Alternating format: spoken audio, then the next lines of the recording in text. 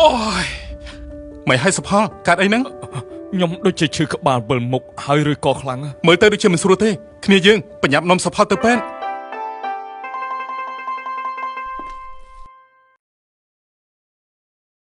លោកគ្រូពេទ្យអាការៈរបស់គាត់យ៉ាងម៉េចហើយសម្ពាធឈាមរបស់គាត់ឡើងខ្ពស់ដែលជារោគសញ្ញានៃជំងឺឡើងសម្ពាធឈាម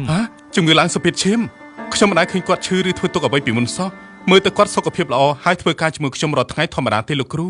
បាទជំងឺឡើងសម្ពាធឈាមនៅដំណាក់កាលដំបូងគ្មានរោគសញ្ញាហើយមានផលប៉ះពាល់ដល់អាយុជីវិតយ៉ាងស្ងៀមស្ងាត់អ្នកដែលមានអាយុលើសពី40ឆ្នាំអ្នកលើសទម្ងន់ឬអ្នកដែលមានគ្រួសារមានប្រវត្តិកើតជំងឺឡើងសម្ពាធឈាមត្រូវទៅពិនិត្យសម្ពាធឈាមនៅមណ្ឌលសុខភាពដើម្បីធ្វើរោគវិនិច្ឆ័យនិងទទួលបានការព្យាបាលទាន់ពេលបង្ការគ្រោះថ្នាក់ដាច់សរសៃឈាមខួរក្បាលហើយអ្វីបានជាយើងកើតជំងឺឡើងសម្ពាធឈាមមូលហេតុនៃការឡើងសម្ពាធឈាមគឺដោយសារទម្លាប់មិនល្អក្នុងការរស់នៅមួយចំនួនដូចជារបបអាហារមិនមានសុខភាពអាហារដែលសម្បូរជាតិខ្លាញ់ប្រៃខ្លាំងនិងផ្អែមខ្លាំងកង្វះសកម្មភាពរាងកាយការប្រើប្រាស់ថ្នាំជក់និងគ្រឿងស្រវឹងជាដើម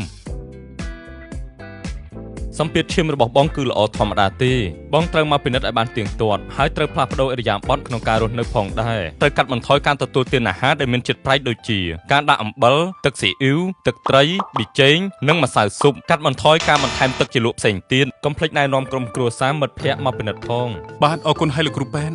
សំណាងឲ្យយើងបានមកមណ្ឌលសុខភាពទាន់ពេលប្រជាជនទាំងអស់ដែលមានអាយុចាប់ពី40ឆ្នាំឡើងទៅអ្នកលើសទម្ងន់ឬអ្នកដែលមានគ្រួសារមានប្រវត្តិកើតជំងឺឡើងសម្ពាធឈាមសូមទៅពិនិត្យជំងឺឡើងសម្ពាធឈាមនៅមណ្ឌលសុខភាពដើម្បីដឹងពីសម្ពាធឈាមរបស់អ្នក